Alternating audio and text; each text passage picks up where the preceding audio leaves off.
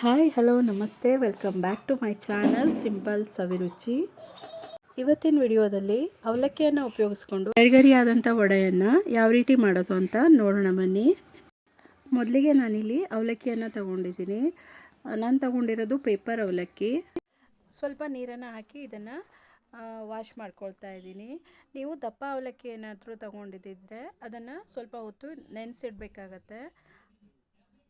ನಾನಿಲ್ಲಿ ಪೇಪರ್ ಅವಲಕ್ಕಿಯನ್ನು ಯೂಸ್ ಮಾಡ್ತಾ ಇರೋದ್ರಿಂದ ನಾನಿಲ್ಲಿ ಹಾಗೆಯೇ ವಾಶ್ ಮಾಡ್ಕೊಳ್ತಾ ಇದ್ದೀನಿ, ನೆನೆ ಹಾಕೋದಕ್ಕೆ ಹೋಗ್ತಾ ಇಲ್ಲ.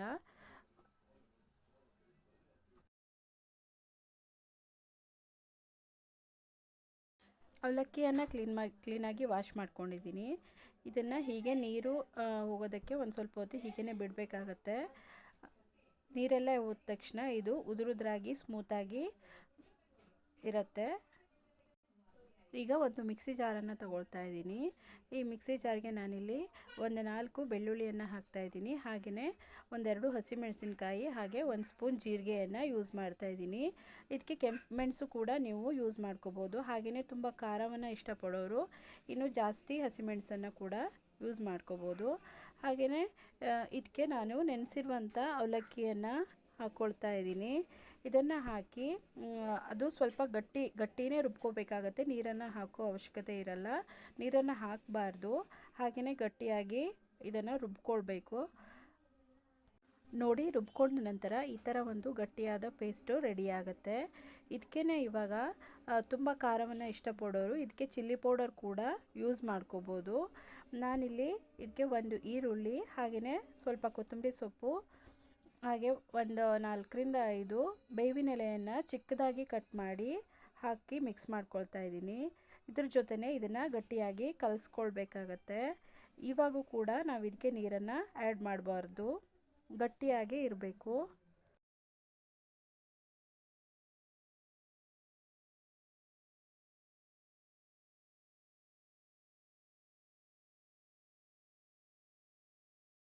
ಈಗ ರುಚಿಗೆ ತಕ್ಕಷ್ಟು ಉಪ್ಪನ್ನು ಆ್ಯಡ್ ಮಾಡ್ತಾ ಇದ್ದೀನಿ.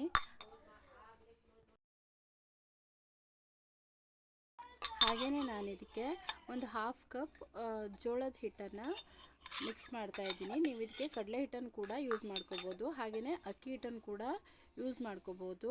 ಆದರೆ ನಾನಿಲ್ಲಿ ಸ್ವಲ್ಪ ಜೋಳದ ಹಿಟ್ಟನ್ನು ಯೂಸ್ ಮಾಡ್ತಾ ಇದ್ದೀನಿ. ಅದನ್ನು ಕೂಡ ಹೀಗೆ ಗಟ್ಟಿಯಾಗಿ ಕಲಿಸ್ಕೊಳ್ಬೇಕಾಗತ್ತೆ.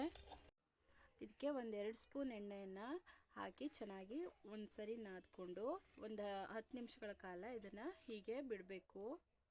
ಇದಕ್ಕೆ ಸೋಡಾ ಹಾಕುವಂಥ ಅವಶ್ಯಕತೆ ಇರಲ್ಲ, ಇದು ಹಾಗೇ ಚೆನ್ನಾಗಿರುತ್ತೆ. ಇದನ್ನು ಒಂದು 10 ನಿಮಿಷಗಳ ಕಾಲ ಹೀಗೇ ಬಿಡಬೇಕಾಗತ್ತೆ. 10 ನಿಮಿಷಗಳ ನಂತರ ವಡಾನ ನಾವು ತಟ್ಕೊಂಡು ಆಯಿಲಲ್ಲಿ ಚೆನ್ನಾಗಿ ಫ್ರೈ ಮಾಡ್ಕೋಬೋದು. ಕಡಲೆಬೇಳೆ ಆಗಿರ್ಬೋದು, ಕಡಲೆ ಹಿಟ್ಟು ಆಗಿರ್ಬೋದು, ಇದನ್ನು ಯಾವುದನ್ನು ಕೂಡ ಯೂಸ್ ಮಾಡದೇ ಇದ್ದರೂ ಕೂಡ ತುಂಬಾ ಟೇಸ್ಟಿಯಾಗಿ ಇರುತ್ತೆ ಈ ರೆಸಿಪಿ. ನೀವು ಒಮ್ಮೆ ಟ್ರೈ ಮಾಡಿ. ಇದು ಬ್ರೌನ್ ಕಲರ್ಗೆ ಚೇಂಜ್ ಆಗೋವರೆಗೂ ನಾವು ಇದನ್ನು ಹೀಗೇ ಆಯಿಲಲ್ಲಿ ಚೆನ್ನಾಗಿ ಫ್ರೈ ಮಾಡಬೇಕು.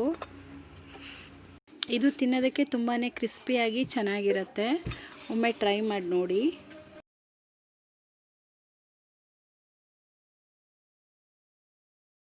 ಗರಿಗರಿಯಾದ ಅವಲಕ್ಕಿ ವಡಾ ರೆಸಿಪಿ ನಿಮಗೆ ಇಷ್ಟ ಆದರೆ ಪ್ಲೀಸ್ ಲೈಕ್ ಮಾಡಿ, ಶೇರ್ ಮಾಡಿ, ಹಾಗೆ ಕಾಮೆಂಟ್ ಮಾಡಿ. ಚಾನಲ್ನ ಸಬ್ಸ್ಕ್ರೈಬ್ ಮಾಡದೆ ನೋಡ್ತಾ ಇರೋರು ಪ್ಲೀಸ್ ಚಾನಲ್ನ ಸಬ್ಸ್ಕ್ರೈಬ್ ಮಾಡಿಕೊಂಡು ನೋಡಿ. Thank you for watching.